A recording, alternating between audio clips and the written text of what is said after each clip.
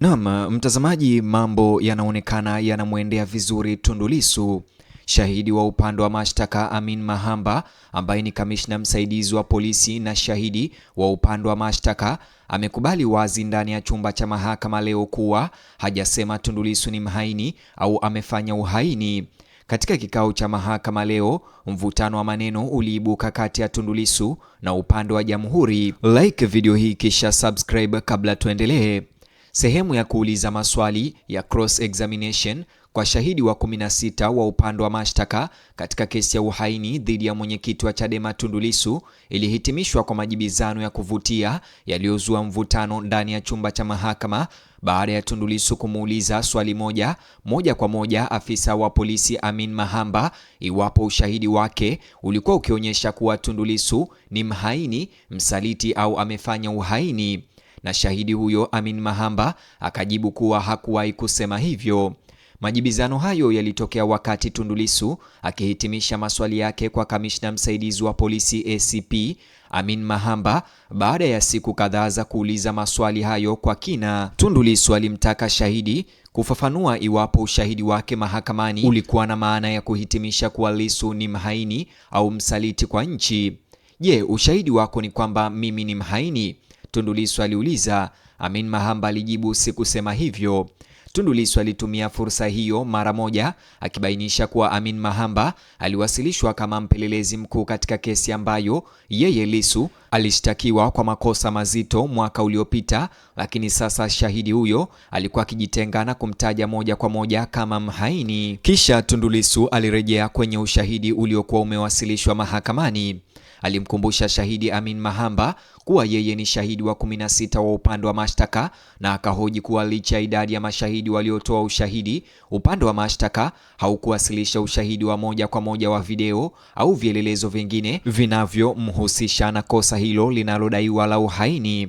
Shahidi alikubaliana na Lissu kwamba hadi wakati huo hakuna ushahidi wa video wa aina hiyo uliokuwa umewasilishwa na upande wa mashtaka. Maswali yalihamia kwenye masuala ya kisiasa yanayohusu hotuba ambayo imekuwa kiini cha kesi hiyo. Tundu Lissu alimuuliza Amin Mahamba iwapo alikuwa akijua kuwa madai ya marekebisho ya katiba na mabadiliko ya mfumo wa uchaguzi nchini Tanzania yamekuwepo kwa miongo kadhaa. Shahidi alisema hakuwa na taarifa hizo. Tundu Lissu aliendelea kuiongoza mahakama kupitia mfululizo wa mipango ya marekebisho ya katiba iliyoanza zaidi ya miongo mitatu iliyopita. Alirejelea tume iliyoongozwa na Jaji Francis Nyalali mwanzoni mwa miaka ya 1990 akisema ilipendekeza katiba mpya. Amin Mahamba alisema hakuwahi kusikia kuhusu pendekezo hilo. Kisha Tundu Lissu alitaja tume iliyoongozwa na Jaji Robert Kisanga wakati wa utawala wa rais wa zamani Benjamin Mkapa, akisisitiza tena kwa marekebisho ya katiba yamekuwa sehemu ya mjadala wa kisiasa nchini Tanzania kwa miaka mingi. Shahidi alisema hakuwa na taarifa hizo. Tundu Lissu pia alirejelea tume ya Mark Bomani ambayo alisema ilipendekeza mabadiliko ya katiba na baadaye mchakato wa marekebisho ya katiba chini ya rais wa zamani Jakaya Kikwete ulioongozwa na Jaji Joseph Warioba. Kwa mujibu wa Tundu Lissu, mchakato huo ulileta rasimu ya katiba na mapendekezo ya mabadiliko katika mfumo wa uchaguzi. Amin Mahamba aliliambia mahakama tena kwamba hakuwahi kusikia kuhusu maendeleo hayo. Kisha Tundu Lissu akatoa hoja pana zaidi. Alimkumbusha shahidi Amin Mahamba kuwa Tanzania hufanya uchaguzi mkuu kila baada ya miaka mitano na kueleza kuwa waangalizi wa uchaguzi wa kimataifa na kikanda wamekuwa wakielezea mara kwa mara wasiwasi wao kuhusu mfumo wa uchaguzi wa nchi hii na kupendekeza marekebisho. Amin Mahamba alisema hakuwa na taarifa kuhusu mapendekezo hayo. Tundu Lissu pia aliuliza kuhusu ilani za uchaguzi za CCM. Alihoji iwapo chama tawala cha CCM kilikuwa kimeahidi marekebisho ya katiba katika ilani yake ya uchaguzi ya mwaka 2015. Amin Mahamba alisema hakujua. Kisha aliulizwa kuhusu ilani ya mwaka 2020 chini ya uongozi wa hayati Rais John Pombe Magufuli na iwapo ilikuwa na ahadi zinazohusiana na mchakato wa marekebisho ya katiba. Kwa mara nyingine shahidi alisema hakuwa na taarifa. Kisha Tundu Lissu pia aliuliza iwapo Rais Samia Suluhu Hassan alikuwa amekataa wazo la marekebisho ya katiba baadaye. Shahidi tena alisema hakujua. Kisha Tundu Lissu aliunganisha mjadala wa katiba na matukio yanayohusiana na uchaguzi mkuu wa mwaka wa 2025. Aliuliza iwapo ni kweli kwamba kila uchaguzi mkuu umekuwa ukifuatana na vifo vya raia. Amin Mahamba alisema hakujua. Tundu Lissu pia aliuliza iwapo baada ya hotuba yake ya tarehe 3 Oktoba polisi walikuwa wamewasiliana naye ili kupata ufafanuzi kuhusu maana ya baadhi ya kauli zake. Shahidi alisema hakujua.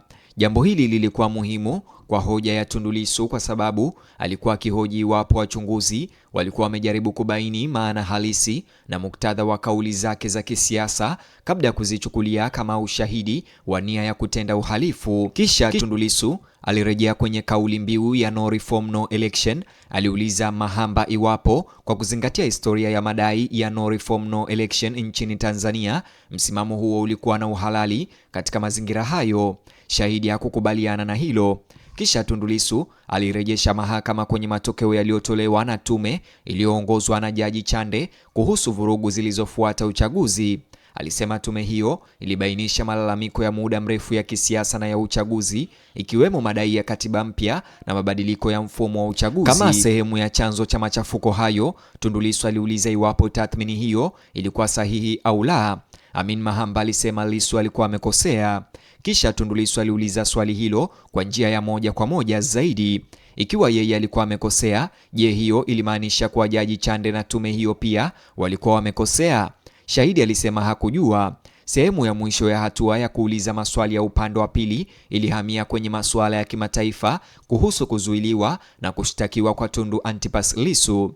Lissu alimuuliza Amin Mahamba kama alikuwa na taarifa kuhusu kikundi kazi cha Umoja wa Mataifa kinachoshughulikia haki za binadamu ambacho iliripotiwa kuwa kilichunguza suala la yeye kuzuiliwa na kuhitimisha kwa kukamatwa kwake kulikuwa kinyume cha sheria, huku kikipendekeza apewe fidia.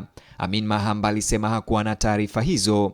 Kisha Tundu Lissu alirejelea taarifa ambayo alisema ilitolewa tarehe 10 Julai na mawaziri wanaowakilisha nchi wanachama wa Jumuiya ya Madola. Kulingana na Tundu Lissu, taarifa hiyo iliitaka serikali ya Tanzania imwachilie huru ndani ya mwezi mmoja na kuonya kuwa hatua zaidi zingeweza kuchukuliwa iwapo hilo halingefanyika. Amin Mahamba alisisitiza tena kuwa hakuwa na taarifa kuhusu tamko hilo.